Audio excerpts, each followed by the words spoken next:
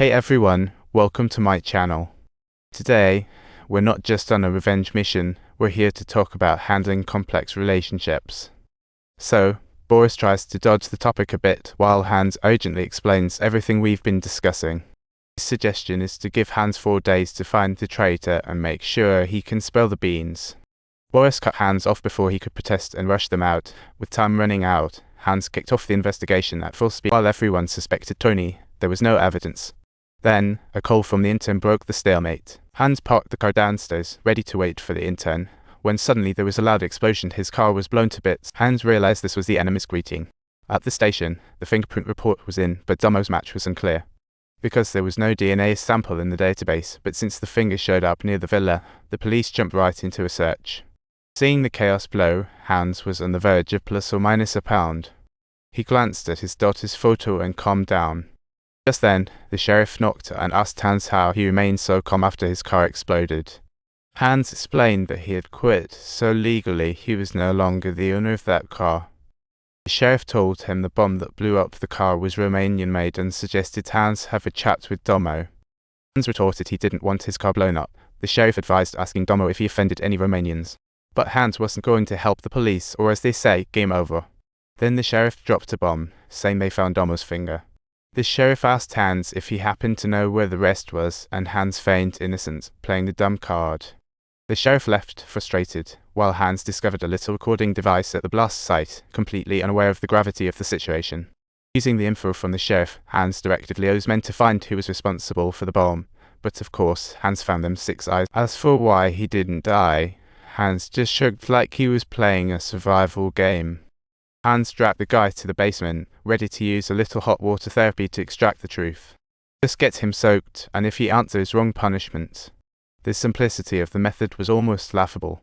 After several rounds of exposure, the guy finally spilled the beans. It was Tony who was pulling the strings. The benefactor used Igor to lure Domo to the parking lot. It was all Tony's brilliant idea, planning a little reunion for him and Leo. Then he planned to pin it on Boris, and Tony would smoothly take the throne, while Murat climbed the ranks too. He was supposed to clean up the scene, but suddenly a big bus showed up and stole his thunder. Killing Murat was because he wanted to tell Hans the truth, but Tony ordered his elimination. Too bad Hans didn't show up, which let him narrowly escape. Now the question is, how did Tony know Murat was supposed to meet Hans? The man explained that their phones were being wiretapped by the police, and he tipped off Tony it was the same guy who had intercepted Hans, and he was the one who blew up the front desk lady's house. Everything came to light. Tony was the mastermind. Hans decided to lock this guy up first. When he heard the term boss, he froze for a second. Subtitles saw this as being the boss. Boris interrupted Hans, warning time was up. They had said that not only did they need to catch the traitor, but they also had to bring Hans to see Domo. This predicament made Hans a tad uncomfortable. Before Hans could say anything, they halted him. He thought, if only Domo had taken him out last week, life might have been easier. Alas, the arrow was shot, and there was no turning back. To solve this perfectly, Hans decided to find a forest to ponder. The situation grew dire, with Tony relentlessly asking where Domo was. Tomorrow was the deadline. Whether he chose to speak or remain silent, it was a dead end for him. So Hans decided to take the initiative and strike first. Boris also wanted to meet Domo, making Hans' situation feel increasingly desperate. This guy needed to be locked up for now. He might still have his uses down the line. Suddenly, dead Domo made his appearance, sending Hans into a panic.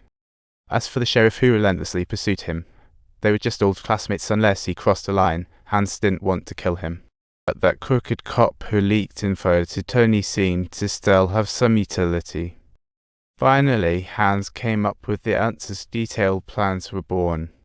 Coming soon is Domo the Magnificent. Hans gathered a bunch of newspapers to announce tasks to the mob bosses.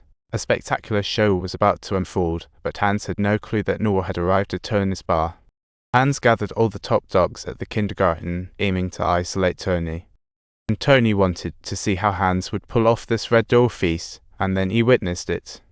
Hans took out several lunch boxes from his bag and served them. What a twist. Tony angrily threw the lunchbox away. The fat guy praised its deliciousness, saying he'd eat it if Tony didn't. Hans gains the lead as Tony won't eat. He grabs the briefcase and says, "Wrong one." This move made everyone laugh except Tony, who stayed stern-faced. Hans seized the moment to stay calm. Hans then explained this was just his joke, scoring another win, thus the meeting officially began. Don't forget to subscribe.